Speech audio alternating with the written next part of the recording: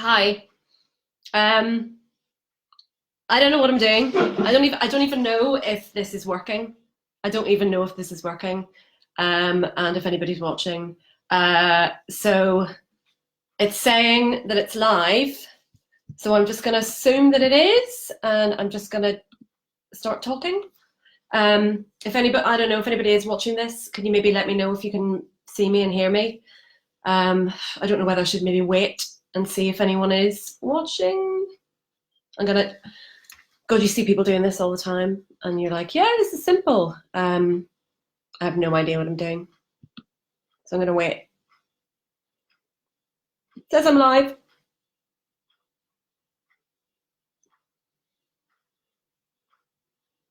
Should I start telling jokes? uh, uh, uh. I'm going to just see if anyone can see this. I've just gone live. If anyone is around, can you let me know if it is working? Thank you.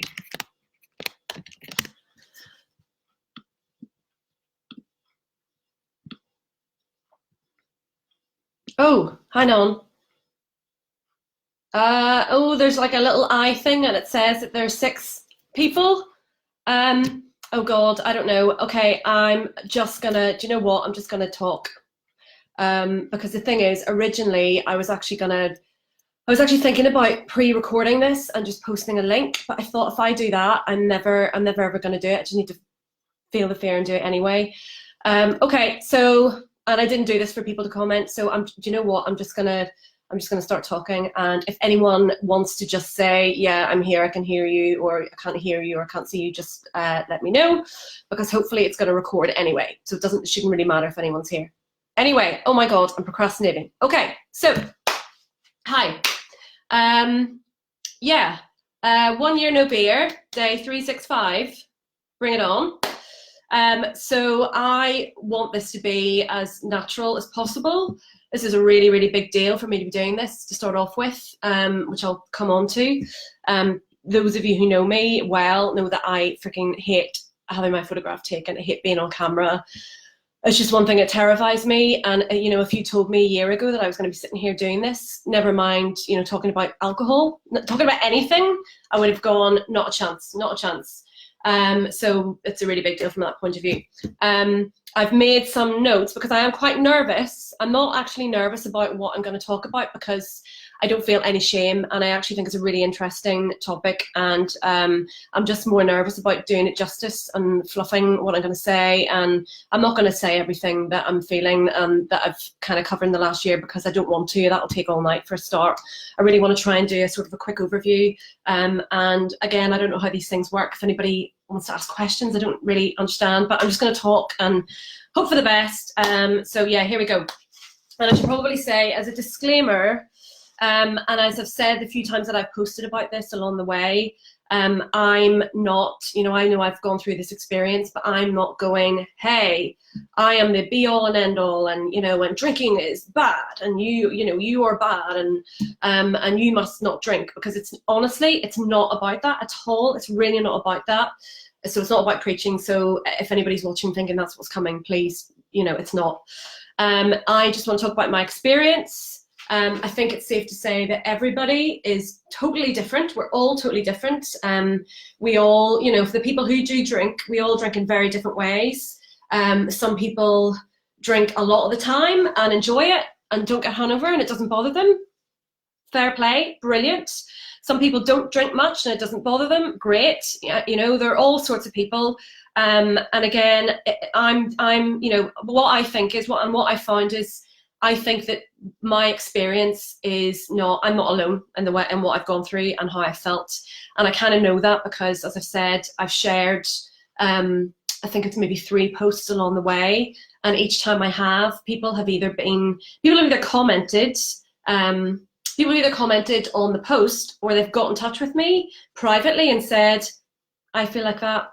I'm not really comfortable with how I feel about alcohol.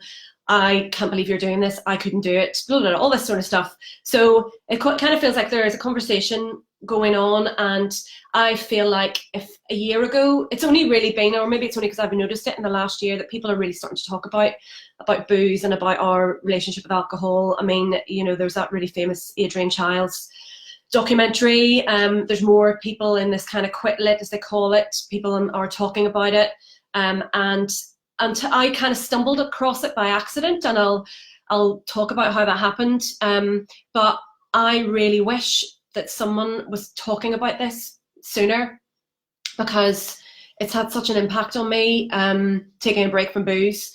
And I, yeah, if somebody had been talking about it sooner, it might have spurred me on to start earlier.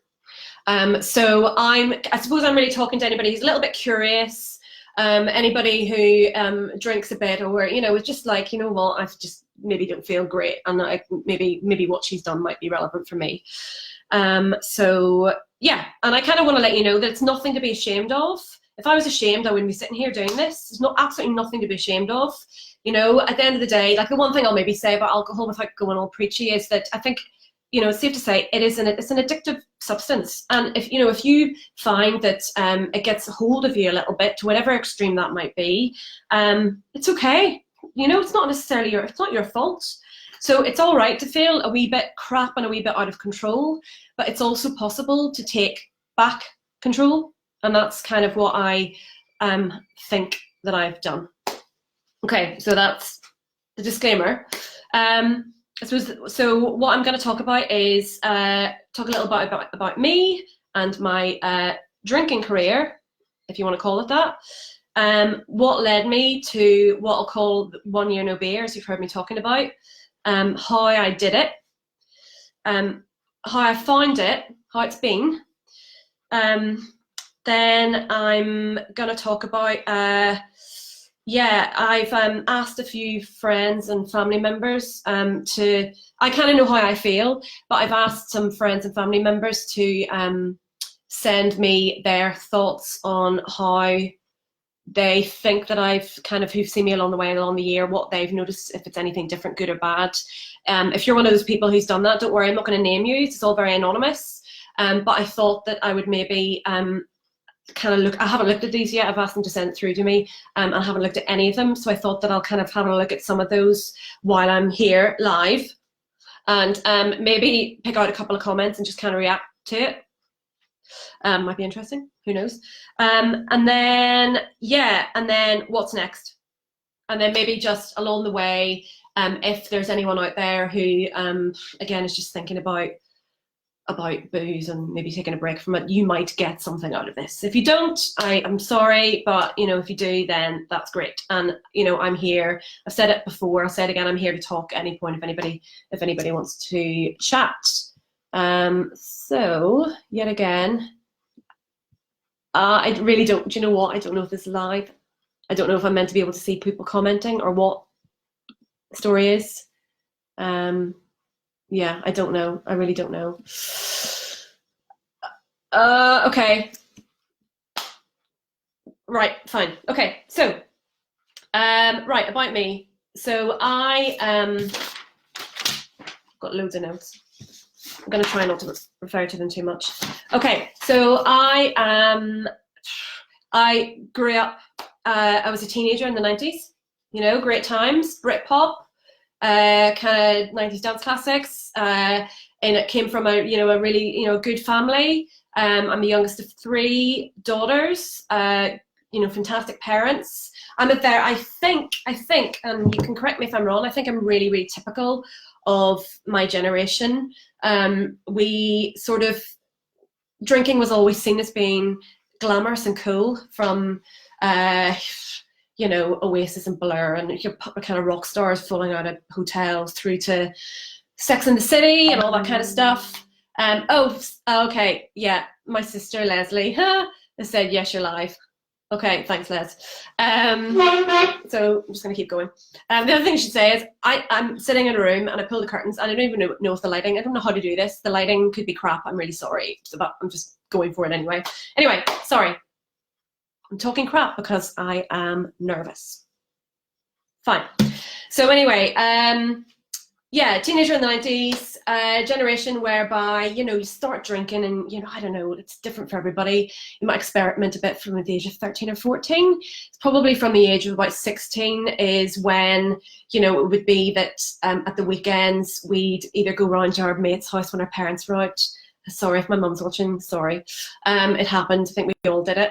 We'd go around our friend's house. That was back in the days when you could, I don't know how it is from Northern Ireland, maybe a lot of people will be able to identify with this.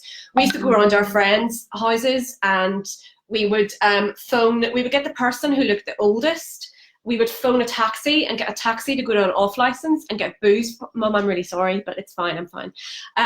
We'd phone a taxi, the taxi would go to the off license, get your booze, bring it to the house you were in, and the person who was the oldest was forced out to go and pretend to be 18 and pay for the drink. And anyway, and you'd have parties. Or sometimes we went down to Crawfordsburn Country Park, you know, like I'm guessing you probably know what I'm talking about.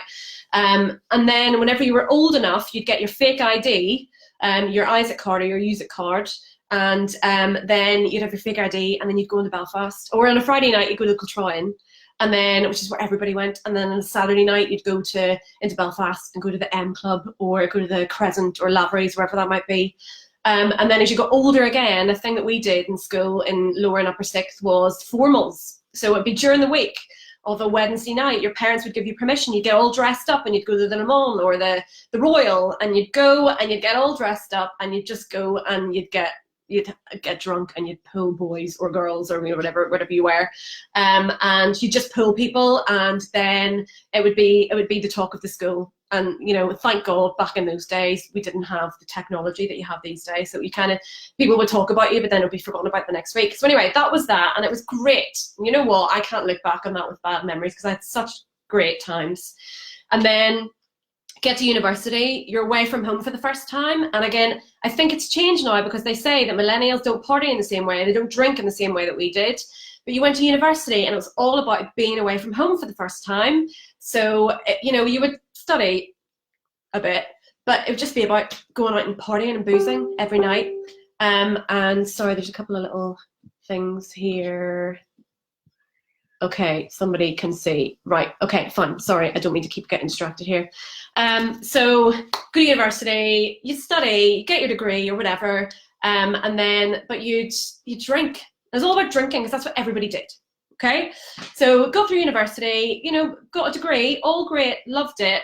And then for me, again, people's paths are different. For me, I went to Canada for a year, had an amazing time, and worked and lived and traveled around, had a great time. But again, that was all working hard, playing hard. And then I came back, I lived at home for a while, and then I moved to Dublin for a year, like the first real proper job, getting your own money in and having a great time and just going out and drinking because that's what everybody did. And then eventually I moved to London, where I've been on and off for the past 17, 18 years. And this is now kind of coming up to your 20s and 30s. And again, you work, you make friends, you have, you know, you've got your independence, and you know, you have a great time, and that involves drinking. And that's just what you did or what you do. And, you know, and I never questioned it. And I don't think anybody ever really questioned it. I didn't know anybody that didn't drink. I didn't know any, no, that's mad. I didn't know, and maybe it's not mad, that's just the way it is. I didn't know anybody that didn't drink. Oh, by the way, sorry, it's suddenly, oh God, oh my God, all this stuff has suddenly come through. Sorry, people, I didn't realize that all these people had joined, and there's a couple of comments. I hope you don't mind. I'm just going to keep talking. Joe Courtson, take a breath and trust. Thank you. Okay, so yeah, there are people here. Anyway, sorry. So where was I? Yeah, you're a young professional. You work. You get better in your career, but you go out and you drink, and that's just what happens. That's just the way it is. That's just the way it goes, and you don't ever question it because it's fun. Do you know what? It is fun. There's no point denying that. You go out and it's all about going out. You never know what way the night's going to go, and I'll come back to that. You never really know what way the night's going to go, and that, you know, a lot of the time it's exciting, you know, because you go out and you're like, who am I going to meet? Who am I going to pull? What's going to happen?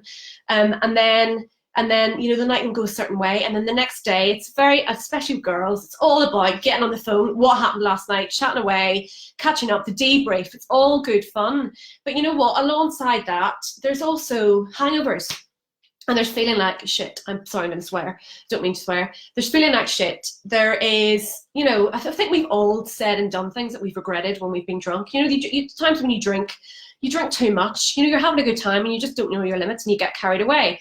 But again, when you're younger, I don't even know if it is when you're younger. I think it's an individual thing, because I think that you can get people who are in their 20s who can drink and who can't really drink, it doesn't really agree with them. And you can have people who drink loads and it does agree with them. You can have people in their 50s and 60s who drink loads and it has no effect on them. People in their 20s who drink loads and can't do it.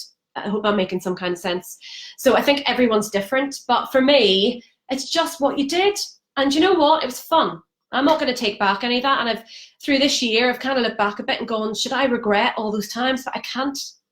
Because for all the bad, there were loads of really great times as well. And the other thing is, everybody did it. So I didn't know any other way. So I can't be hard on myself and say, you shouldn't have been doing that, because that's what we did. And alcohol wasn't being talked about the way it's kind of being talked about a bit more now. The way smoking, you know, less people, I used to smoke. Less people, I think less people are smoking now, you know, because it's not seen as being as cool as it used to be. But that wasn't the case with alcohol, and I think it still isn't the case with alcohol. So anyway, that's what happened. That's just the way life was. And it was good, you know, it was good. So, but then again, as you kind of get older, right, you get into your routine, and it sort of becomes, and do you know what, I've actually got to say, in my, I definitely, I'm now 41. In my kind of from 35 onwards, I definitely was not drinking as much as I was when I was in my 20s and 30s, because for me, as I got older, I couldn't really get away with it. You know, whenever you're kind of moving up in your career and you need to be more on the ball for a start, and then, you know, for me, as I got older, I couldn't really do it anymore. So and what I hope I'm going to go on to show is that I don't want to paint a picture of somebody who was like, you know, a raving alcoholic, whatever that means, because I actually probably was drinking less towards the end of this year than I was when I was in my 20s. But as time went by, I just wasn't doing it as much for me anymore. And I kind of got into that routine. As I was coming up towards the end of it, a year ago, I kind of was sort of in this, you know, this sort of, I don't know if it's like a hamster wheel. It's like a Groundhog Day where your week starts, you do your Monday to Friday. Sometimes during that week, I might not drink at all. Might not have had anything. Might not have been going out, and I might not have had anything to drink. Sometimes might have been one night a week or 2 nights a week. Would have gone out and I would have had a couple of drinks, as you do. And then you kind of get to the Thursday, and sometimes it's like, ooh, Thursday, nearly the weekend, and you go out and you have a couple of drinks. And then you get to Friday and you're like, well, end of the week, I've worked my ass off this week, I deserve a drink. And you know, it's a treat. Of course it's a treat. And again, sorry, I hope this isn't coming across as preachy, because it's not. Again, this is just, me, my experience is nothing to do with anybody else. Because what I'm going to talk about is like, it just wasn't really doing it for me anymore. And again, I'm different to everybody else. So whatever you do is completely up to you, and I'm not judging anyone. So you get to Friday, and then it would be either go out for drinks with work or go meet friends or both. And then I kind of got into a routine of doing that on Friday. And then on Saturday, I would get up and I'd go to the gym, because I'd be feeling a wee bit crappy. But if you go to the gym, it's okay. Can you kind of work it off, and then you feel good about yourself again. And then maybe go meet people in the afternoon or in the evening, and then have some drinks. And then that would either go one way or the other. It would either get to a point where I go right and going home, or it would continue. And one thing that I found, and I think I've kind of probably always been like this, is I don't really know how to moderate. That's another thing. I fair play to everybody out there who's a moderator. That's just not me. It's just not me. And that's one of the reasons why I've done this. So I find it difficult in many ways to kind of find the off switch. So, you know, I'd go out and I wouldn't know my limits, and I would just keep drinking, and then I'd feel crap the next day. And then very often on Sunday, it would just be waking up and just feeling horrible. And, you know, do whatever I could to make myself feel better. And, you know, again, I'd like to think I'm not the only person that suffered from crappy hangovers. And that could be anything from waking up really early, because when you're really hungover, you can't sleep. It's really annoying when all you want to do is sleep. you wake up, you can't sleep, and you just are like thirsty. You need to drink something, you need to eat something, and then maybe you can't move, you feel sick. Or worse, what I got more was like what I call PAD and PAP, which is post-alcohol depression and post-alcohol paranoia, where you're like, oh, what happened last night? And this wouldn't necessarily always be, I mean, I've had instances where I can't remember, but that isn't a thing that massively happened for me. It was more so having that, oh, what did I do last night? And just feeling paranoid and just feeling depressed. And that no one wants to feel like that, and that's horrible. And then that would be Sunday, and sometimes on a Sunday, you go out, you go and meet mates, the debrief or whatever that might be, and then Bloody Mary, Dutch courage, have a drink, feel a bit better, have another one, and then sometimes Sunday would end up being having a couple of drinks. Let's be honest, it sometimes happens. And then it's Monday again. Monday, feel a bit crap. Tuesday, feel a bit crap. Maybe be by Wednesday that I sort of feel better again. Now I'm probably painting quite an extreme picture. It wasn't always like that, but it started to just feel like Groundhog Day, round and round and round and round in circles. And it wasn't great. But at the time, I just went along with it because that's what everybody did. And it felt normal. It felt normal to me. It's like, well, that's just the way things are. So everybody does it. You go out, you get drunk.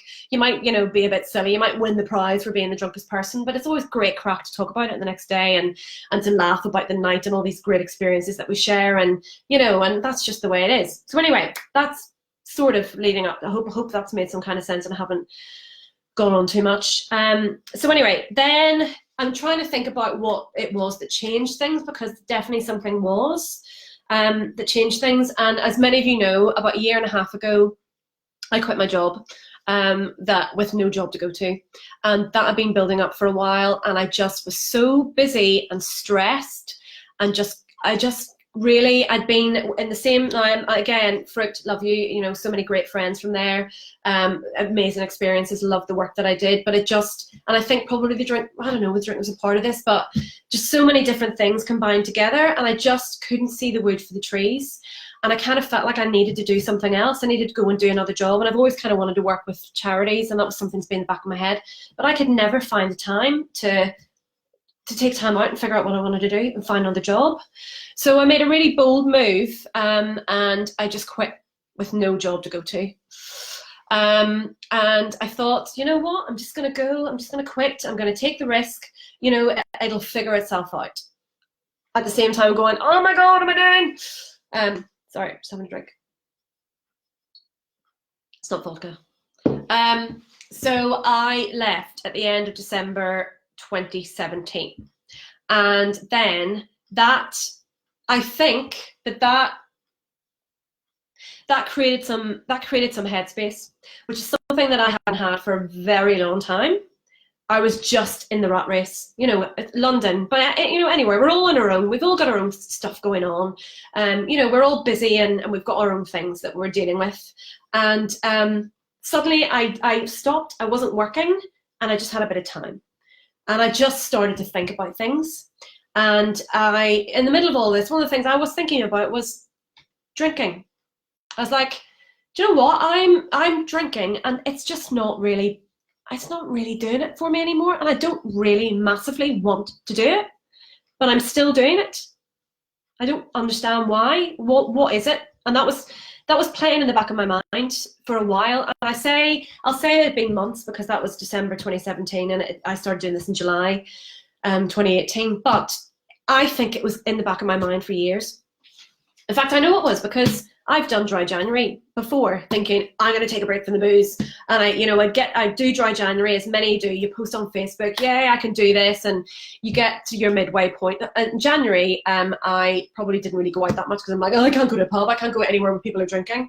I get to the midway point to go, yeah, I got this, and then I get to the end of the month, and my treat at the end of dry January is, hey, beer, done it, nice glass of Malbec, bring it on. And I was kind of trying to do that to prove a point to myself, but I really didn't get anything from it. Now that I'm looking back on it, didn't mean anything. But if anything, it probably did mean that there was something in my head going, maybe you need to take a little break and take a bit of time out and see how you feel. So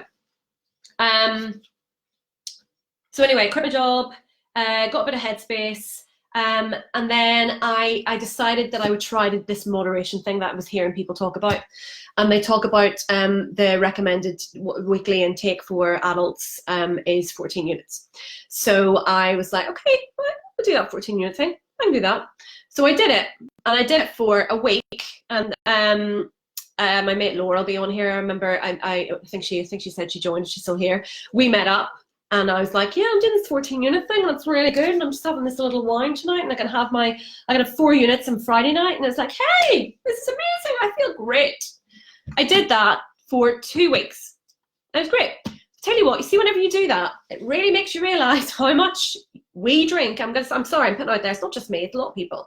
How much we drink. So that kind of opened my eyes a lot to really how much there is, how many units or whatever, how much there is in alcohol for a start. And then I was like, oh God, okay. And then also, I then became obsessed with counting these units and moderating. And that did my head in. And then I couldn't do it. And then I slipped up. And then I felt really crap. So this was just building up. And I'm like, ugh, what is the matter with me? And at the same time, I was thinking there must be something wrong with me, because no one else feels like this. You know, well, what's wrong with me? Am I an alcoholic? Have I got a drinking problem? And then, but the other thing was, another reason, and I really hope that, and I think a lot of people will, hopefully identify themselves in this. I put off doing anything about this for a very long time, and all I did was compare myself to everybody else around me. Everybody else around me. I would know that I didn't feel really that good, but I would go, well, I don't drink every day like so-and-so does. I don't drink anywhere near as much as that person does. You know, I'm not a big binge drinker. I don't wake up in the morning and need a drink. You know, I go for several days without a drink. I don't have the shakes. I don't blah, blah, blah, blah. I don't wake up thinking about alcohol. You know, I'm not waking up in prison, falling over, doing really awful things. Like what I associated and what I think we're told is a drinking problem. I'm like, that isn't me. So I'm fine. I just keep going the way I am. I am fine. And I honestly, that is the crux of what held me back for so long. Anyway, that's that. So yes, so anyway, so then we're going to come up to 1 year no beer.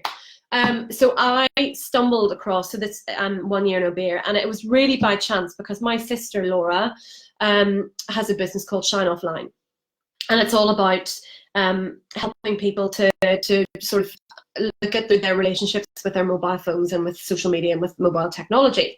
And it's all about taking control back and not letting this piece of this device control you, and what benefits you can get back from that, how that can improve your life. She was speaking at a conference in Inverness, and she met these guys, Andy and Rory from 1 year no beer, and they invited her to go onto their podcast, so as a guest. So she went on their podcast as a guest, and I just watched this. I listened to it, sorry, and watched it because she was my sister and I was interested in what she was doing.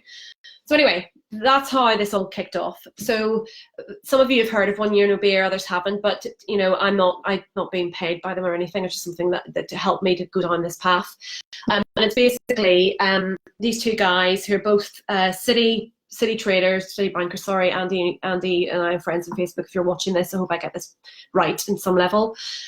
They both were drinkers, worked in the city. It was all about, you know, going out, entertaining clients, blah, blah, blah. And then they both had their own journeys, but they both got to the point where they just didn't feel like they were kind of being the best version of themselves that they could be. They felt a bit crap. And they were like, but I don't identify as being, I don't identify as being an alcoholic. I'm not an alcoholic. It's just something which is it's kind of taken control of me, and something I need to take control back on.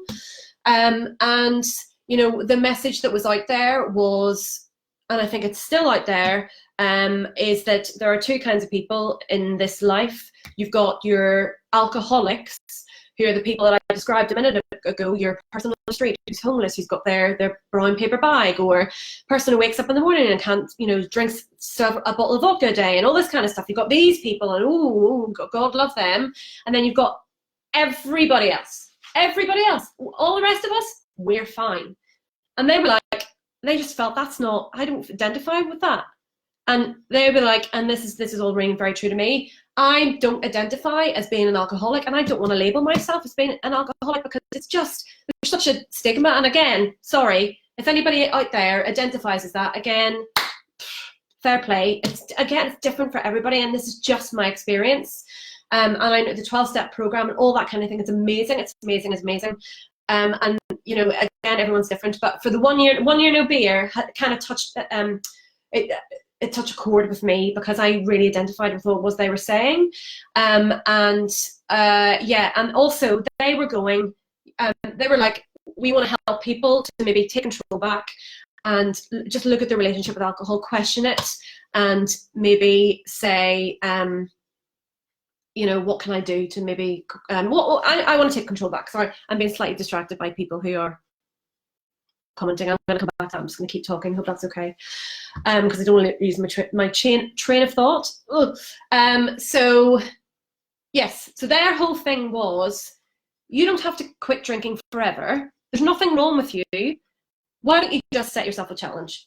Why don't you, you know, if you're sitting there going, I'm not I feel a wee bit crap and I'm just not sure that I'm being the best that I can be, then take a break. It's not forever. Try 28 days. Try 90 days. Try a year. And that's kind of how I went into it. And I really as I said, I really identified with this grey area that we're in. And again, it was just me. It's just how I felt. I think I've explained that it built up. I just didn't feel great. I didn't feel very good. And I felt it was creeping up on me. And I just wanted to do something about it. And I kept putting it off because I kept comparing myself to everybody else. But at the end of the day, it wasn't about anybody else. It was about me. And again, for anyone else who's watching, it's not about you. It's about me. You know, you do whatever you want to do. Please, please, please. Whatever makes you happy. It wasn't making me happy. And that's what it came down to.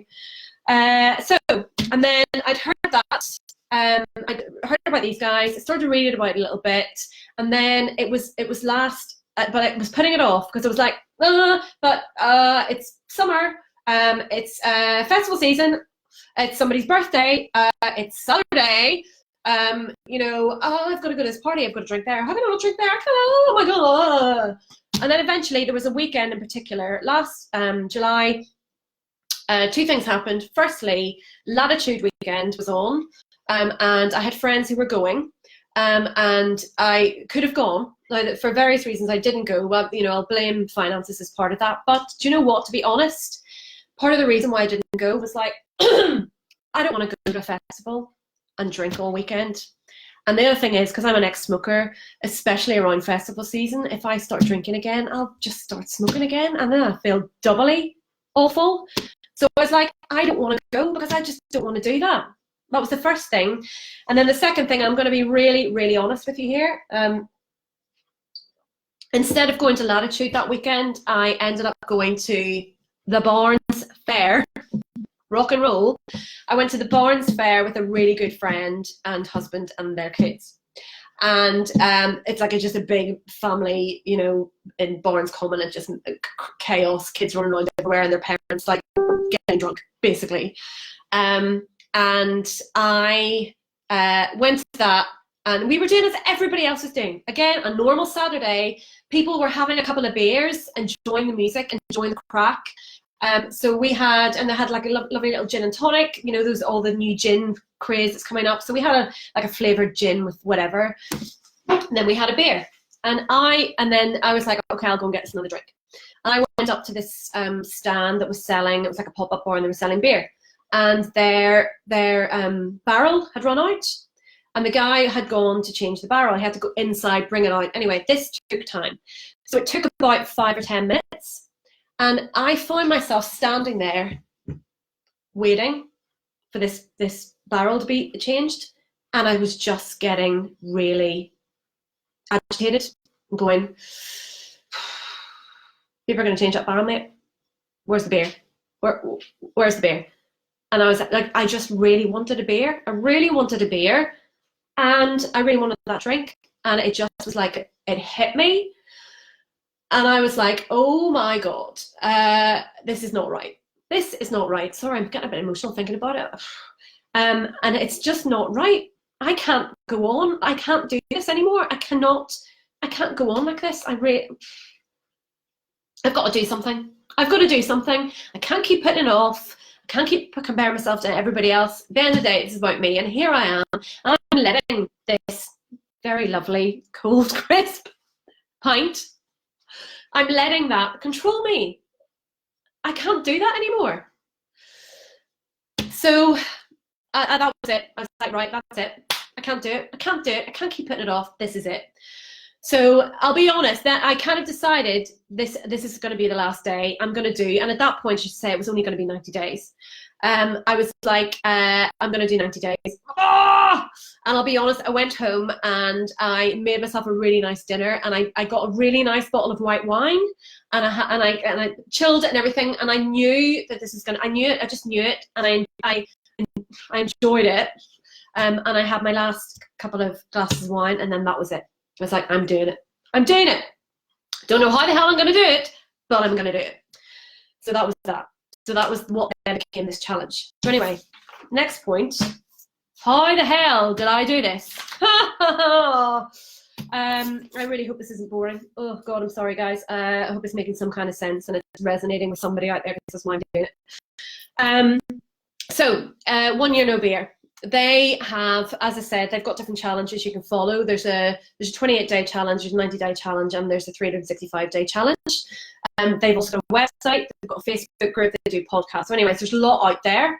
So I kind of had a look on their website, and I read about sort of the basics. And you can pay to become a member of their Facebook group, but I didn't do that. I kind of just sort of sneaked in and had a look at what people were saying. So the first thing they said was, the first thing you should do is right now, without any thought, write down on a bit of paper 5 reasons why you want to do this. Don't think about it, just do it, okay? And I was like, oh God, okay. And I kind of had, I didn't really have it clear in my head, but I got my diary, my old diary, old school, with a Applejack. My niece put that there. And I literally wrote down the first 5 things that came out of my head. And I mean, I don't know if I want to share them. Well, yeah, okay, fine, might as well. We're in for a penny. One of them I'll come back to, because one of them is huge. So I felt like alcohol was having an impact on my mental health. I think I've talked about that with the whole kind of hangover, feeling depressed, all that sort of stuff. I felt unhealthy. I did feel unhealthy. I did. This is quite a big one. I want to enjoy my life. It's funny looking back on this, because this is how I felt a year ago, and this is like somebody else has written this. I want to enjoy my life without depending on alcohol. And oh, do you know what? To actually read that out loud now, it's like, whoa. I actually, at this point, felt like I needed alcohol to enjoy myself. I think we all do. I don't feel guilty for saying that, because I think a lot of people feel like that. I didn't know any other way. I did not know any other way. And the last one, it's quite emotional. I've said that I want to make the most of every second that I have with my mum. And I suppose that then continues on to the rest of my family and my friends. But for me, you know, I lost my dad 10 years ago, and my mum is like amazing. And you know, I cherish every moment that I have with her, but I'm like, I kind of felt like I just wasn't turning up to life as the best version of myself, and I want to enjoy every moment that I've got, every second that I've got with everybody I care about and I love, and just every second of life. And obviously, the way I felt a year ago, I didn't feel like I was. So the first thing, writing that down on paper, just was like, whoa, and that in itself is huge. It's huge, and I now look back on that, and that's amazing. Then the next thing was to set a challenge. It's like, and I think this is another thing which is really important. If there's anyone out there thinking about doing this, thinking there's no way that I could even think about doing this, I haven't even done dry January, never mind anything else. Don't think of it as being forever, because it's not forever. Unless you really have a medical problem, an actual medical problem, and you need to seek medical help or whatever. It's not. You don't have to think of it as being forever. It's just like, you know what I'm going to do your 28-day challenge, you 1 year no beer dudes, for me, I had done dry January before, so in my mind I was like, I'm going to try and do this in 90 days. And you know what, to start off with, that felt terrifying. So I was like, I'm going to do a 90-day challenge. I'm like, I'll get to 90 days, hopefully I'll learn something from it, and then I'll go back. I'll not go back, I'll move on.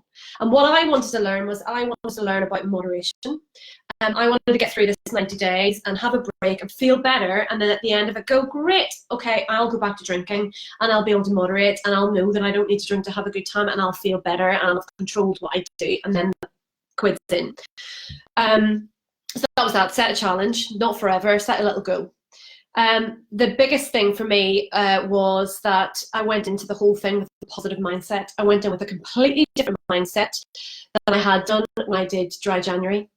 When I did dry January, as I've said before, it was all about proving a point to myself. I just wanted to do that, get to the end of the month and then just dive right back in again. This time I wanted to do it. And honestly, that was the biggest thing. That is why that's why I succeeded for the 90 days, never mind anything else. I actually wanted to do it. If you want to do something, I don't want to say anything's possible, you can't win the lottery. Well, you can, but you know what I mean? If, these things are within your grasp, you actually go, I want to do this, I want to take a break.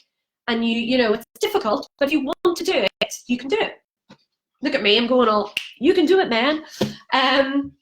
And anyway, so that's a massive, massive factor. So then the next thing was education.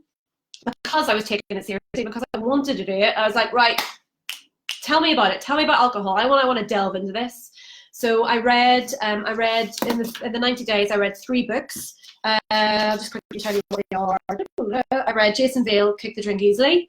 I read Catherine Gray, The Unexpected Joy of Being Sober. And I read Annie Grace's This Naked Mind. Annie Grace is the holy grail of the alcohol-free world. Sorry, so we're 1 year no beer. Sorry, guys. And so I read 3 books. And I started listening to podcasts. There's loads, you know what, if you're looking for it, there's a lot out there, and there's loads of really inspirational people on podcasts, talking to everyday people like you and me, talking to people who have had different experiences. It's really fascinating. I read about it, and again, I'm not actually going to really go into a lot of detail on this, because to be honest, I do feel differently about alcohol now, but it's not for me to impart my views on anyone else. So if you want to talk to me about this, let's have a chat at a different time. More than happy for you to get in touch with me.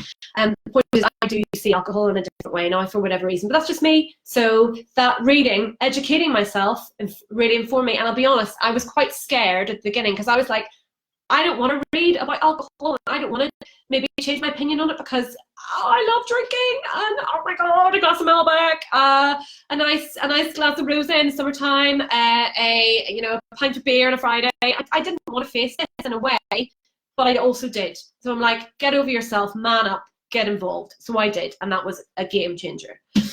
And then the other thing is,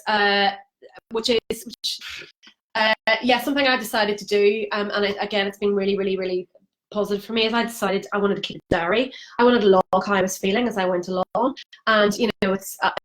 I don't really have a lot of time to write down, so I thought, what would be really good? I'm going to challenge myself, and I'm actually going to film a diary. And it was just a case of me every day from the beginning as to the 90 days. I'd find some point in the day where I would sit down and I turn on my phone or turn on my laptop and go, this is how I'm feeling today. Today was a good day. Today was a bad day. I wanted to drink today. I didn't drink today and I feel really good about it. I didn't drink today and I feel crap because I feel really left out. So, it was a real, splurge. And one thing I should say is that me sitting down in front of a camera and talking into it, again, to go back to the whole thing, I hate being on camera. Here I am, hate getting my photo taken, hate being on camera, always the one at the back, always shy away. So to be sitting in front of a camera and you look at yourself, just as I'm looking at myself right now, and you can see yourself, and me doing that, it just was awful. It was awful, but I forced myself to do it. And you know what? It was amazing, because I've now got, for the 90 days, I did pretty much every day, I've now got that as a log. It's just for me. Although, to be honest, I have actually shared a couple of films of the videos with people that have got in touch with me along the way, just to prove what an impact it's had on me. But I can now look back on that, and I can look at what was day two. Day two was the first day that I filmed one, and I was in Kew Gardens, and I was sitting on my phone, and I had my sunglasses on, and I was all crouched over, and I was finding it really, I couldn't really speak very well, and the stuff that I was coming out with was just like, I look at it and I'm like, who is that? Who is that? And as the days went on, it just got a bit easier. And I would sit down sometimes and feel like I don't really have anything to say, but then I just start talking. And you know what? Like therapy. I would just sit and I would chat. And, you know, a lot of it was like crap, but a lot of it, you know, me forcing myself to speak, I would start just, you know, questioning things and talking about things. And I had been reading a certain part of the book, one of the books I was reading, and I'd share that. And it just, I did that for the full 90 days, and then I got so much out of doing that I'm actually still doing it now. It's a year down the line. I don't do it anywhere near as often, but every now and again I'll check in and I'll do one of these videos. And again, it's just so good for me to be able to look back. I've looked back many times. The kind of some milestone ones are day 1, day 30, day 60, and day 90, and looking at the difference in the kind of things I'm coming out with and how I'm looking and how I'm feeling. Amazing. So I can't recommend that highly enough. And also, as I said, it is now given me something that I have, you know, there's a couple of people that I've shared a couple of these films with, and they've told me that it's helped them. And on day, if I ever am brave enough, you know, I don't know if I ever would share day 2, but if I was ever brave enough, on day 2, I'm sitting there and I'm saying, I don't know why I'm doing this, and this film is never going to see the light of day. I'm never going to do one of these again. And I start crying. I'm like, oh my God, here I am 364 days later, and I'm sitting in the house, you know, like potentially talking to, I don't know who the hell's out there, but like looking at myself again and like opening up, and oh my God, honestly, the fact that I'm doing this is so massive. Anyway, right, fine. Anyway, so that's that. And then the final thing to say is that I got to the 90 days. I did it. I got to 90 days. And then I got there, and it was a mini goal. And I got there, and I felt like I wanted to keep going. So I just set a new goal. So it's all about setting small goals, not forever. You know, just set little goals and see how you go. Okay, so that's it. That's sort of how I did it, right? Then what's next? Oh God, I've lost my train of thought. Hang on. Right, how I found it. Okay, what it's been like. Right. God, I really hope this is making some kind of sense. Right, I'm gonna start off with the cons. I'm gonna be honest and say what's been difficult about it. So, and like a kind of on a tiny lighthearted sense, whenever you don't drink, you can't blame alcohol on anything. You're accountable for everything that you do. Everything you do, you know, you can't blame it on booze. And, you know, that's a big deal. You've got to take responsibility for everything. So that could be seen as being a negative. And something that somebody said to me recently that really resonated with me, because I believe this as well. Whenever you've got a hangover, whilst hangovers can be horrific, hangovers can also give you free rein to sit around on your fat ass and do nothing. You feel like crap, but you can just sit all day, eat shit, sorry for swearing, just eat whatever, do whatever it takes to make you feel better, and wallowing in it. And, you know, and that's something that hangovers give you. And, you know, and let's rejoice in that, because that's the only good thing about them, because apart from that, they're terrible. But the biggest thing, and it's something that I've talked about a lot, is that, and it's something which is going to probably continue to be an issue if I do continue to do this, is that, you know what, being the only person not drinking in the party or in the room or wherever is lonely. It is lonely, because there's not a hell of a lot of people out there doing this. I mean, I've been lucky that I have met, you know, I've got a couple of friends who are doing this, and they're a bit ahead of me, and I've been able to, you know, chat to them about it, and sort of, you know, and yeah, know that I'm not the only one, but there are very, very few people doing this. Alcohol is everywhere, from the pub to the workplace, to weddings, funerals, festivals, TV, oh my God. I watch Coronation Street. Sorry, it's my guilty pleasure. The whole thing revolves around the bloody Rover's Return and the bistro. And when they're not the Rover's Return, oh no, is that EastEnders? Is it? Oh, I don't know. I'm getting confused. Anyway, you get the idea. There's a pub. And when they're not in the pub, they're getting a few cans from Devs and going around to Eileen's. You know, it's just every single day on that soap, every single day, everywhere. It's just booze is everywhere. And that makes it very, very difficult. It makes it really difficult. But I'm lucky that along the way, everybody has known that I've done that I've been out with has been so supportive. And I'm so grateful. Thank you so much to everybody, because I hope that I haven't become a really boring nerd along the way. And I know that, to be honest, there've been nights when I've gone out and I have tried, and that's the thing, don't shy from going out, just keep going out and doing whatever you normally do. Sometimes I just leave early. It's fine, just leave early. It's okay. People won't mind. It's fine. As time's gone on, it's been fun anyway, so it's been fine. So anyway, those are the cons. Before I go on to the pros, I think what I wanted to do was maybe be really honest, and this is like a real honesty bit here, and try and sum up how I felt before. And I've written down, I just sort of did a random list in pencil of some things, and it's not everything. It's not everything, because the thing is, I'm a year down the line, and I think I forget what I felt like. But in trying to sum it up, I've just written some stuff down off the top of my head, and I hope that some people, I'm going to be honest, I hope some people can identify with this. Who knows? Before I started to do this, and a lot of the reason why I did this, I felt all these things were little things. All these little things combined, now I'm at the other side, were huge. So I felt a bit nervous, just generally nervous in life, whether that was walking down a street, being in work, being in any kind of situation. I just felt a wee bit on edge. My confidence, I would like to think that I am quite a confident person, and I've said before, I never was one of these people that needed alcohol to go into a room to chat to people, but my confidence was stripping away from me. I could feel it stripping away from me. Didn't know why.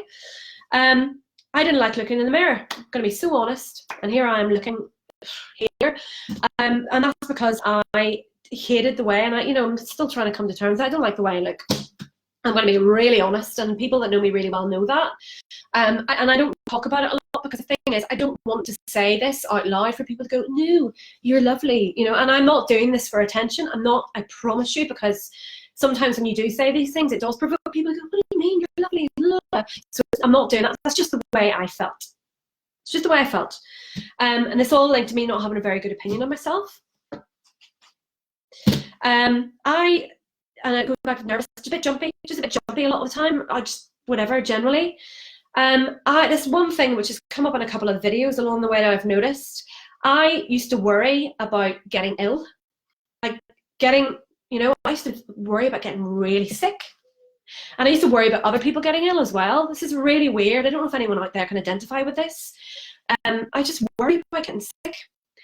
And it plagued me quite a lot, And also with that, I did get a wee bit, like whether getting colds, being prone to things more often, headaches, just generally just feeling like shit. Sorry again.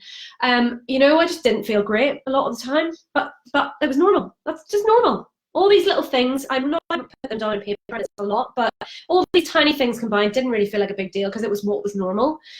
But that thing when whenever you're in the middle of a sentence and you forget what you want to say. And the other thing, when you walk into a room to get something, you're like, oh, what did I come in here for? And that's something that I think we all do a lot of the time. I did that. It doesn't happen anymore. I don't get that anymore. Very, very rarely. So it obviously had an impact on my memory. I put off doing things, like I can't be bothered with that. Just put it off, whatever. Hangovers, I mean, you don't need me to go on about hangovers, like feeling crap. I wasted a hell of a lot of time on feeling shit, being hungover, feeling miserable, feeling depressed, and whatever. Not that I'm, would have said that I was clinically depressed, but I now know it was just drinking, and it just made me feel shit. Anyway, as I said, the joy came out of drinking. It wasn't really doing anything for me anymore.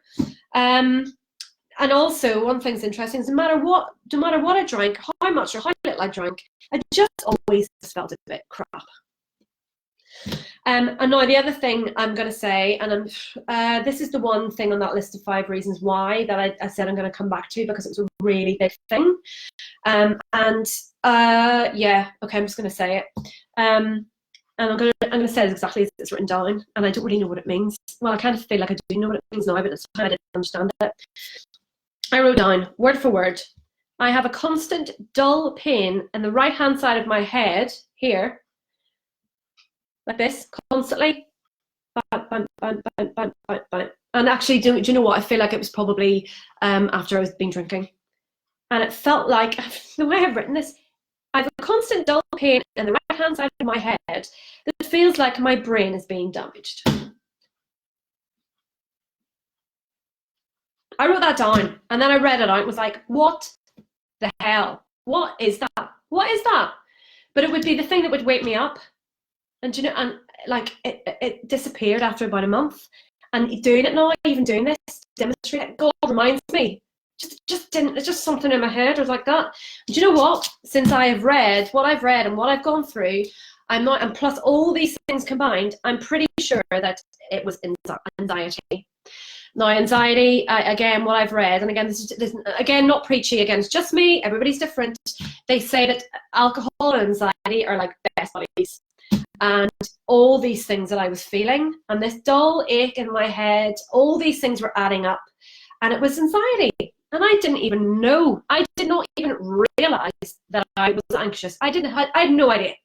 Because all of this was normal. It was normal. It had built up, crept up slowly over time. It was normal, and I didn't know any different.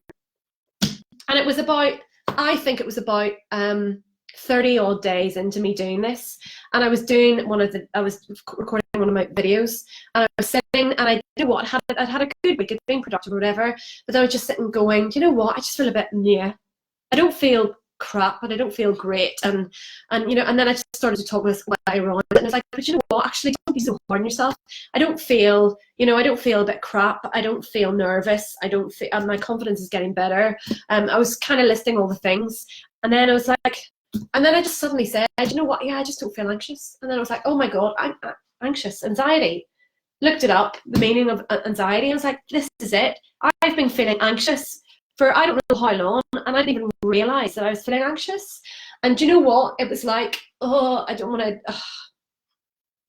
It was honestly like that realisation and that feeling was like a cloud lifted off me. It's so weird. I don't want to sound all hippie or whatever, because it's not like that. I just suddenly had this realisation, and I was like, I was anxious and I felt bad before, and I now don't feel like that anymore. And it feels weird because I'm not used to it, but oh my God, is this what this is doing to me? And this is actually having a really big impact on me, and this is amazing. That was a real moment that I just started to feel like I'm doing the right thing for me, I'm doing the right thing. And that was a real revelation for me. That was amazing. Okay. So that's how I felt before. And I hope, you know, if anyone out there identifies with that, then you're not alone. You're not alone. Okay, so let's talk about the pros. The good things. Woo woo. Okay, the good things. Because I hope I haven't been doom and gloom. I've just been trying to paint a picture of somebody, a normal person, who kind of something crept up on them. They realized it. They were like, I can't deal with this anymore. I've got to do something about it. They did something about it with a positive mindset. You know, it's been fucking difficult. But for all the, you know, all the hard times, I should say that any time that I've gone out to somewhere where I've wanted to drink and I haven't drunk, at the time I've maybe come home and gone, well, I had a crap time tonight. But then the next day I will wake up and go, oh my God, I did it. I haven't let myself down. The sense of achievement, honestly, the sense of achievement of going, I've done another day, another day. I got to the 90 days. Actually, I got to the end of the first 31 days, and that was the end of the equivalent of a dry January. And then I was like, right, here we go, bring it on to 90. And each day between day 32 and day 90 that I went through, that I didn't drink, and you know, whatever way I felt at the time. Sometimes I felt great, other times I felt shit. The next day I would go, I've got a clear head, I'm productive, I feel brilliant, I didn't drink last night, bring it on, you know, and I got stronger and stronger and stronger as time's gone on. So let's just focus on the good. So the good things. Clear head, oh my God, clear head, no cloudiness, you know, the cloudiness, the lifted, the anxiety is gone away, you know, just, there's, to tell you what, there's nothing like having a clear head. And even when you're not caning it all the time, in my circumstance, it was always booze or whatever level was always kind of hanging over me a little bit. It's not anymore, it's gone. More productive, you know, I know I work for myself, I work for a charity, I've done a lot of things, and, you know, it's not always easy, let's be honest, I still get stressed, but I get so much more done than I did before. Oh my God, it's unbelievable. I'm not wasting any time anymore. I feel healthier. Oh my God. You know the thing, whenever you kind of carry paracetamol around with you just in case you need them, or I discovered, what's it called? Diorolite. You know that stuff that you give kids if diarrhea or whatever. I was at a festival a few years ago, and I was really hungover, and somebody introduced me to this, and it's the salt stuff that you drink, and then you feel instantly better. I was like, oh my God, I can cure my hangover. And you know, kind of having a Diorolite just in case you need one. Gone. Don't need that anymore. Gone. As I'm hoping you're going to see, my confidence has returned. Oh, hallelujah! I feel I'm now starting to feel like I did whenever I was so much younger and felt great, you know. And I just have my confidence has come back. And oh God, again thinking about that, that's such a big deal. I was always a confident person, and whatever I went through with booze or whatever it was, slowly stripped that away from me, and I didn't even see it at the time. I did not even see it at the time until I've come out the other end and I feel like me again, and it's amazing. It's amazing. And with that confidence, happier. I just feel happier. I feel happier. I just feel happier. And I didn't even realize I was miserable. Brighter eyes. People tell me that my eyes are a little bit brighter, my skin's a little bit better, feels better. My hair, you know, just silly little things like you feel brighter, your hair feels cleaner, stupid things. Let's not underestimate saving money. Oh my God, the amount of money you save whenever you don't drink. Oh my God. From the amount that you spend on alcohol through to the alcohol itself, and then the taxis that you get home because you're out really late, or the taxi you get home because you're pissed and you don't trust yourself to get home. What else? You know, we've all done it on the way home. When you go kind of to the kebab shop on the way home, or you know, you get something dirty to eat on the way back, and you eat that, or you know, in my case, and I'll be honest, sometimes I would come home, and you know, there's people on here will know this because I used to joke about it at work. I'll be out and I'll get a little mini bottle of red wine on the way home, and I'll have that when I come home. And then the next morning, the next day, when you feel like shit, and the only thing you can do is eat and drink and throw money at the problem. That is gone. Now, don't get me wrong. Again, I don't want to paint a picture of being perfect, because I'm far from perfect. I have a lot of what I've replaced alcohol, you know, quite a lot of times with food, but whatever. So, you know, it's not perfect. But, you know, you save a load of money. Like, I saved enough money that I was able to fund going on a holiday. I went on a holiday with my mum, which I talked about, and we went to Tenerife for 10 days, and that was tough for me. But if I go back to my list, whilst it was difficult, I talked about wanting to make the most of every second that I have with my mum. That holiday was brilliant. It was brilliant. It was brilliant. Quality time. And again, whenever we go away, like, you know, my mum isn't a big drinker at all. You know, my dad, rest his soul, he hardly ever drank. So I don't want to say I've come from a family of big drinkers. It's not like that. But of course, whenever we're on holiday, you have you go out for dinner, a glass of wine, you know, we have a drink during the day or whatever. But she did that, and I'm not excessively, she doesn't really drink that much, but I didn't, and I didn't care. Well, no, I did care, to be honest. But anyway, I didn't do it. And I came out the other side of the holiday, and I was like, there's another obstacle, kind of knocked it out of the park. And there is me demonstrating that I want to make the most of every second that I have with my mum, and I did it. I've done it. Okay? No hangover. Let's not, you know, we don't need to dwell on that hangover. Making awful. I hold my head a bit higher, and that sound, I don't really want to make that sound like a really stupid dicky comment, but it's like, and that, I mean that in many ways. I mean, walking along the street, I mean, let me just, and again, this all links back to the feeling a bit nervous, feeling a bit anxious. You kind of have your head down a little bit. Like I literally hold my head high now. And also just in life, as a metaphor in life, I just feel better. And, you know, I feel more equipped to deal with things. Life is not perfect. That's a whole other video. You know, life's never going to be perfect. There's always things to deal with. And the thing is, once you remove alcohol for whatever length of time, suddenly you've got to face up to all the other stuff that you're dealing with. But you know what? You can deal with it in a better way because you don't have anything. You're not numbing it, or you don't feel crap, so you don't put it off. You're like, right, okay, I've got this thing which I need to deal with, and I'm just going to deal with it because that's what I have to do. So that's great. Making the most of everything, making the most of every second, not wasting time, which, you know, I've realised now that I did waste a lot of time, and being more appreciative of life in general. I know there's one train of thought that says, you know, life's too short, or whatever. What is it they say? Used to say, live fast, or something about make it was a bit of a moment, as in go out and cane it and just go mad and party and everything. And again, fair enough. I did that for a long time, but at the moment, the way I feel at the moment, you know, making the most of every second for me is actually having every second and not doing something which is going to take away any of that time. So that's what living life to the full, and you know, live every moment like it's your last. And you know what, I think I used to be all the party all the time with alcohol, but now I'm like, still go out and have fun, but just do it in a different way. And then the one thing, which is the overall, I think, which kind of links back to the whole anxiety thing, is just I've just got an overall feeling of, I'm sorry if I'm repeating myself, but just calm and contentment. Just like, you know, to go back to all those things I listed, just, and I just feel like a different person. I feel like a different person. It's not perfect.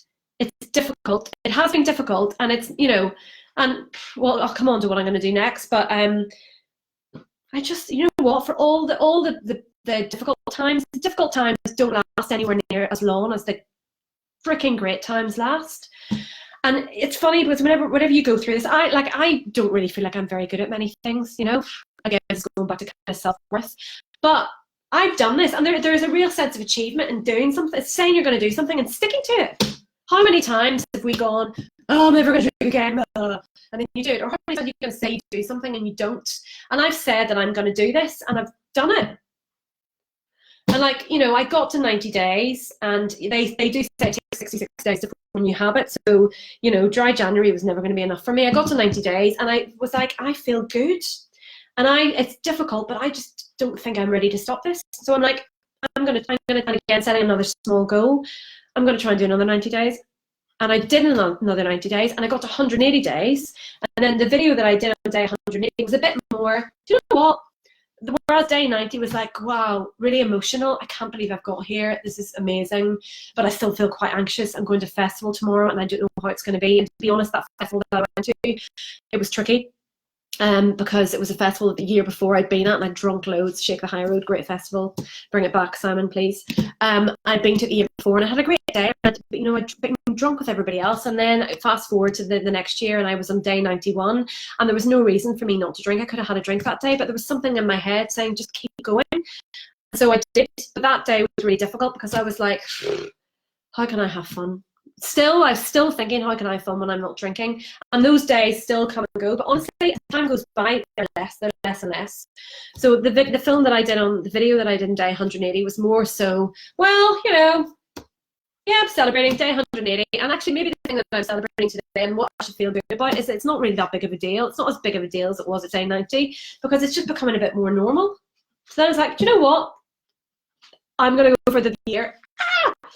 And at that point, it did kind of terrify me a bit. But as time went by, I've just reaped the benefits so much more that here I am at day 365 and sitting down talking about it. Do you know what? I'm really sorry. I don't even know how long this video's been. Oh my God, it's been over an hour. I'm so sorry. I'm so sorry. I promise I'm wrapping up. And if you're still here, then thank you.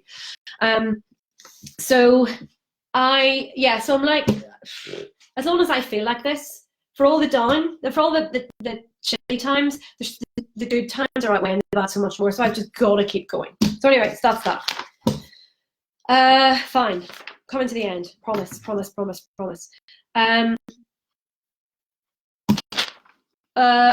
Right, fine.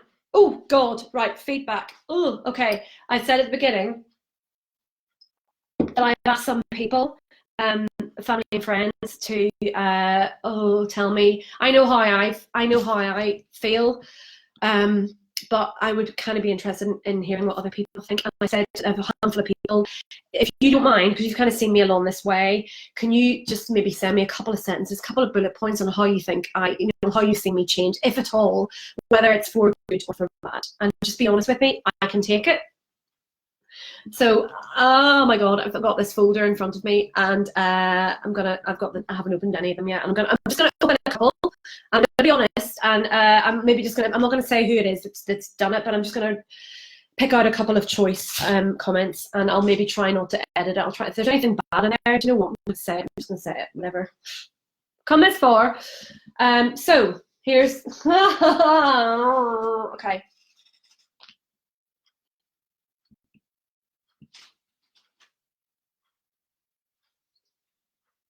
Okay. Congratulations, thank you. The initial and immediate impact I saw, I thought you looked great, healthy and just fresh. Thank you. Maybe a little less stressed / manic, although the change of job might have had something to do with that as well. Yeah, totally agree with that. Finally, I think you've got more confidence in yourself. Yeah, I've said that already, so it's really good to hear somebody agrees with that. It's a massive achievement. And if you can do this, it should show you what you can do. So that's really good. That kind of confirms what I thought. Let me put another one.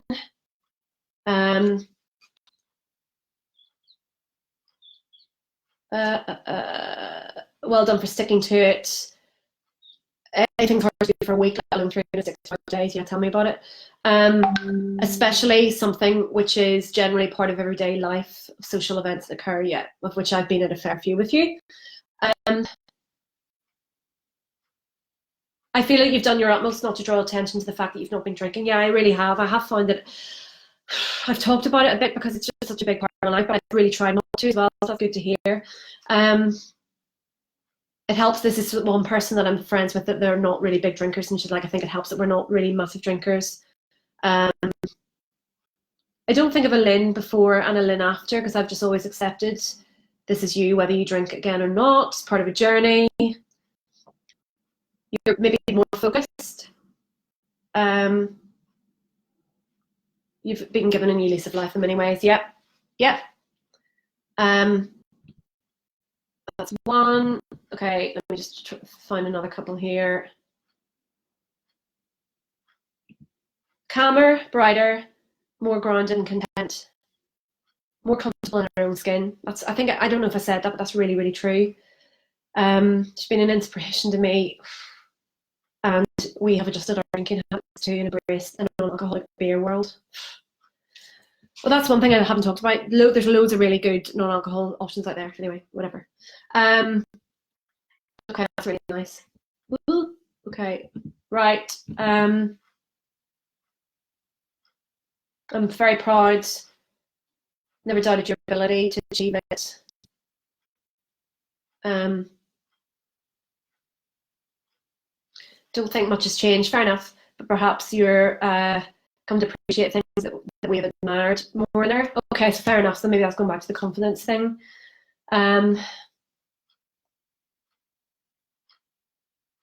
Appreciate. Oh God, I've appreciated. The person knows who this is, and if they want to jump in. I've appreciated not having to worry about Lynne so much, especially when she had a tendency to lose her phone. I forgot about that. I used to lose my phone, and I used to lose my phone when I was drunk. So, never even thought of that one. That's true. I've missed having a drink or two at times to celebrate. Yeah, you know what? So and a few people said that to me.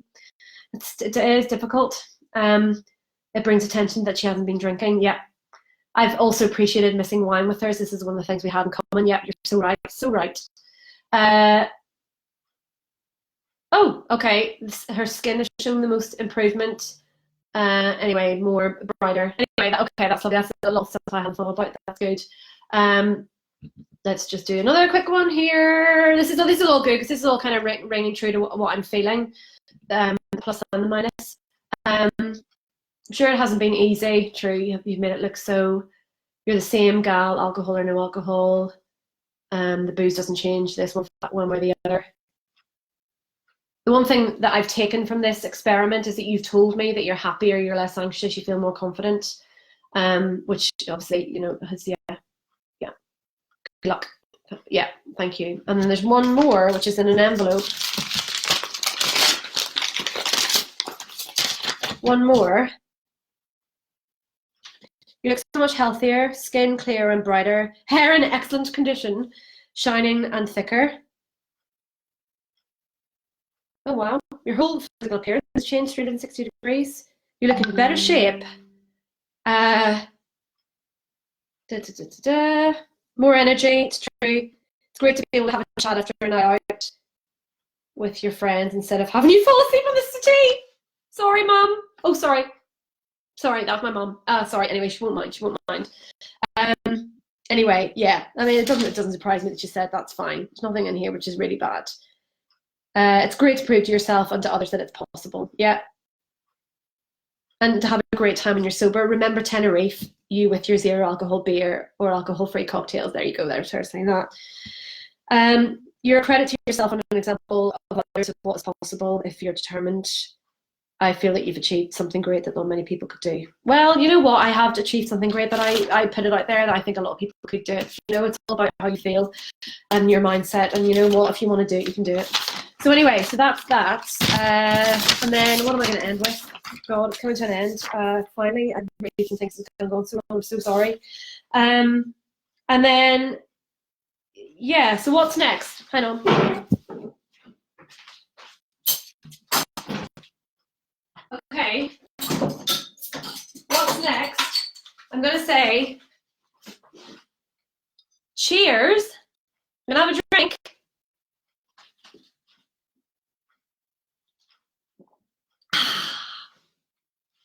That is 0%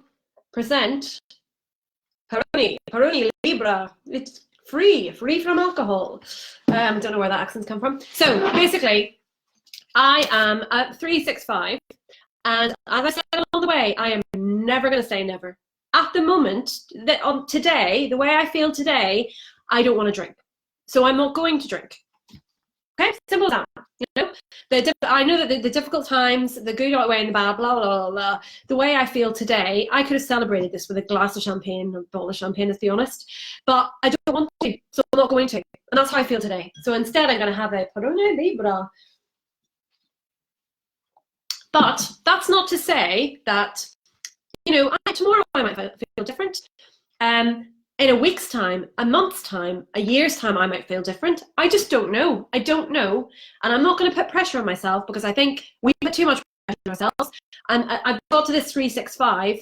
At the moment, I'm not going to set another goal. I'm not going to set, I've done what I set out to do. I'm just going to take every day at a time. I'm going to stop. I've got my app, which I posted today. I'm going to keep that in the background, but I'm not going to, excuse me, I just burped. It may not have alcohol in it, but it's still quite gassy. Sorry, I drank that too quickly. I'm just gonna keep going, see how I get on.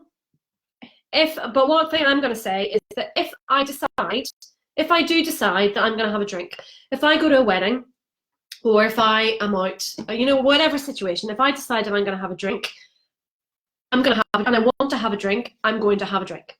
And if that happens, what I hope that I will have taken from this, I don't know it yet because I haven't tested it, is that after this year, will I be able to go back into it again? And will I be able to have learned a lesson? And will I be able to take it or leave it? Because I couldn't really I couldn't really take it or leave it before. Can I do that? Can I? I don't know yet. And I won't know unless I test that.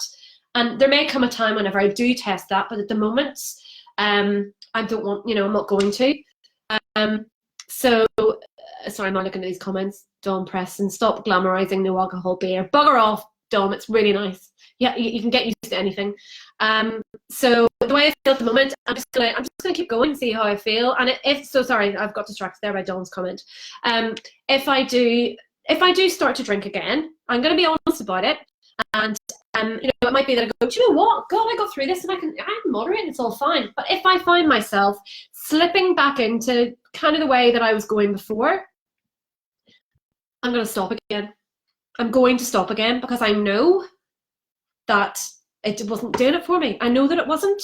But anyway, I will cross that bridge when I come to it. I'm not there yet. At the moment, I'm not going to drink. Let's see how long that lasts for. If it does happen, I'm going to, the next thing will be I will do the moderation thing. If I can't do that, I'll stop again. That's how I'm laying this out. Because I know that I feel better. Because I know that if I start drinking again, if I can't moderate, I know that these things are going to start creeping up on me again. And there's no way to live your life. So I'm not going back there. I'm just not going back there. I know this is achievable. So if I've done it once, I can do it again. So let's see. So yeah, that's that. That is it. Finally, what can I say? Yeah, just to say that for anybody who's watched this or is still watching and is thinking, you know what, fair play to you, Lynne's done it, but that's you and that's not me, and I drink and I like it and I don't really drink that much, or I drink loads and it doesn't really impact me and I love it and whatever. Fair play. That everybody's different. As I said, keep going back. It's just me. It's just me. But if you are out there and like I was before, if any of what I've said rings true to you, if any of it is having a little bit of an impact on you, then the best advice I can, well, first of all, talk to me because I'm here. I've been through it now. Honestly, the best advice I can get, and that's why I've kind of said this is Lynne's 1 year no beer, aka nocompare.com. Stop comparing yourself. If you're doing what I did, stop comparing yourself to other people. It doesn't matter about anybody else. It doesn't matter. Some people can drink loads. Some people can drink hardly anything. None of that matters. If you are questioning your relationship with alcohol on whatever level that may be, if it's not making you feel great, there's something there is telling you something. So I'm saying from my experience, the reason I have done this, do you know what? I've freaking put my heart on the line here, and I've opened up, and I've been really, really honest about this, and I've done it because it's had such a big impact on me, and because a year ago, or who knows how many months or years before this, I never ever thought I would have done. I never thought I could have done this ever, ever, ever, and I've done it. And honestly, and it's not like if I can do it, you can do it, anyone can do it. But in a way, it kind of is, and it doesn't. My advice, as I've said before, start off. Don't put it off. Don't put it off. Start now. Start tomorrow. Do it. Start. Do 28 days. Take yourself a 28-day challenge, 30-day challenge. Get to the 30 days. See how you feel. Go on. You know what? I did it. I did 30 days. I'm going to push it a bit more. Stick another 30 days on, and then get to 90.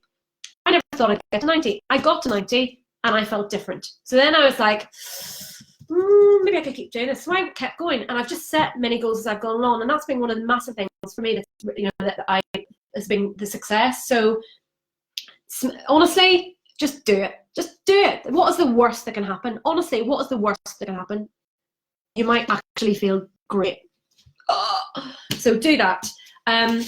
Then yeah, I have something I said, and a couple of people who got in touch. Like again, anytime I posted about this, people have got in touch with me and shared their own sort of, whether on publicly or on private, and told me about. So I know that there are people out there. I know that there are people out there who feel like this, and that's another reason why I've been brave enough to do this. Because again, a year ago, a year and a half ago, I probably would have been, if this is somebody else doing this, I would have been the person lurking in the background watching it going, oh God, yeah, I feel like that. And it would have, I honestly feel like it would have spurred me on to do something sooner. So I'm hoping that it's maybe giving you, the forum to go, I'm not alone. This isn't anything to be ashamed about. As I said at the beginning, alcohol's addictive. Anybody can get addicted to alcohol, doesn't matter who you are. There's no shame in that. If you find it getting a bit of control of you, you can take control, unless it's an extreme case, you can take control back. So many grey area drinkers out there, so many, and if it's not agreeing with you, you can do something about it. So, and I'm here, and I'm proof of that. So I've got a document which I wrote in January whenever I posted, and loads of people got in contact with me, and it's just got notes. It's got notes about what I did, the 1 year no beer thing. It kind of talks about websites, and it talks about books that I've read. It talks about podcasts that I've read. It goes into booze-free beverages. I'm sorry, Dom, there are good ones. Peroni, Vorsteiner, Freedom, Heineken Zero. There's alcohol-free fizzy drinks. There's loads, and then you can drink. You can, you know, soda waters and mocktails and all sorts. There's loads of alternatives. I've got some ideas on them, so if you want to get in contact with me, please do.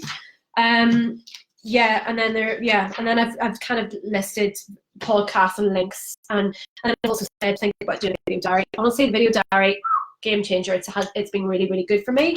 And again, if anyone's out there feeling a wee bit vulnerable and a bit like, oh, I don't know if I could do this, honestly, I'll say this. I will share with you I'll show you how different you can look and feel. So if you want to get in touch with me, I'll share a handful of those videos with you. I'll trust you with it, and you can kind of see what difference it can have. So I'm very happy to do that. Cheers. And then finally, I should say that on the subject of people getting in touch with me, just to give you a couple of examples. As I've gone along, people have got in contact with me. I have a friend. I'm not going to name anybody. Actually, this person said I could name them. My friend Mike, great old buddy of mine, got in contact with me when I posted at New Year, and he said, yeah, I kind of feel a wee bit whatever, and I've got to run a marathon, and I said, I'm going to do dry January, whatever.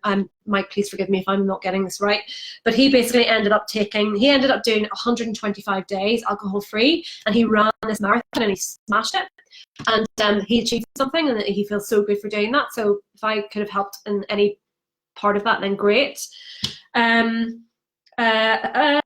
What else? I have a friend who I went out with for a drink one night when I was not that long into it. I talked to her about what she was asking me about what I was doing. I talked to her about what I was doing. I mentioned the books that I had read. She went away and read one of those books, and she hasn't had a drink since. Okay. I've got another friend who also did 90 days off the back of me doing the 90 days, and at a very busy time in her year, and she ended up smashing through everything and getting loads done. She learned a lot from it. She drinks again, but you know, she got a lot out of it, and she said she's going to do the 90 days again this year, because even that had a really big impact on her. So again, it doesn't have to be forever, and I'm not saying it's forever, but here's a handful of examples of proof of people who have done some level of taking a break, and have got something out of it. So, you know, anything's possible. So that is really all I'm going to say. She says 1 hour and 27 minutes in. Sweet Jesus. Okay. I haven't really looked at any of your comments because I just didn't want to get too distracted by them. But I don't know. I don't want to sit around here and go, does anybody have anything they want to say? Because I just think it's really dicky. But anyway, so maybe I'll just end here unless anybody wants to just literally suddenly jump in and say anything, or ask any questions. I don't know. Maybe I don't know, give it 30 seconds. If anyone's watching and wants to ask, in fact, maybe I should do that. If anyone's watching and wants to ask me anything, I'm just going to have a little drink of my Peroni, and I'll, give it the countdown clock. It's 30 seconds. If anyone wants to ask anything, feel free. Cheers.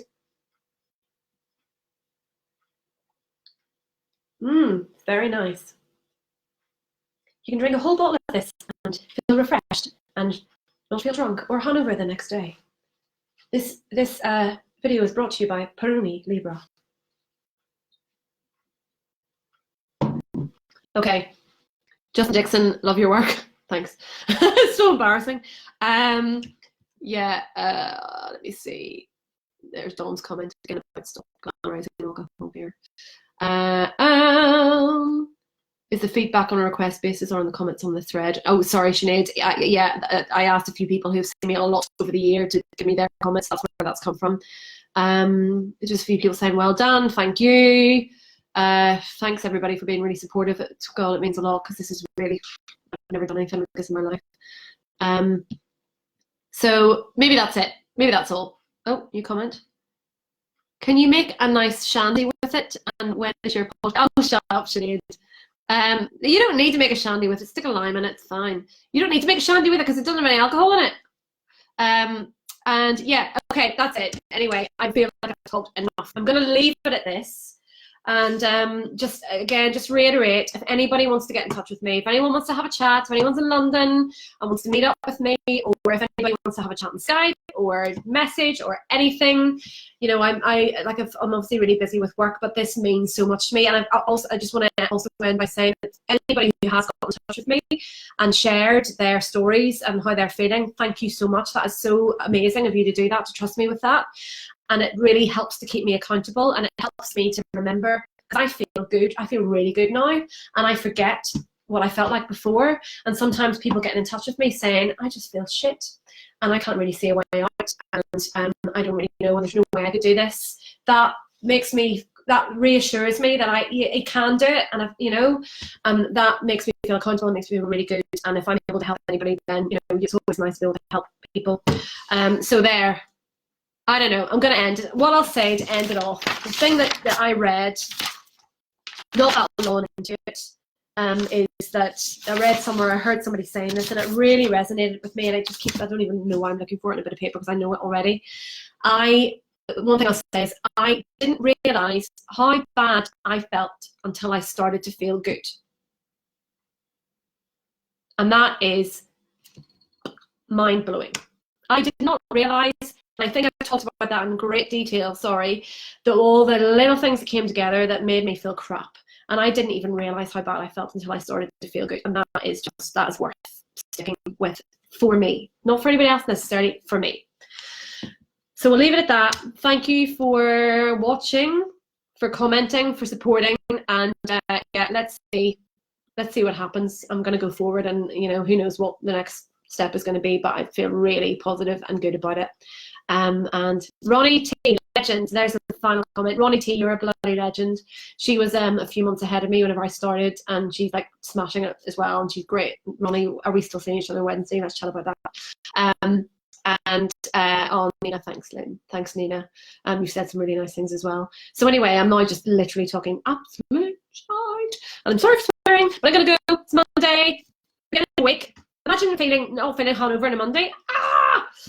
So everybody have a good week, and if you want to have a chat with me, get in touch with me, please do so.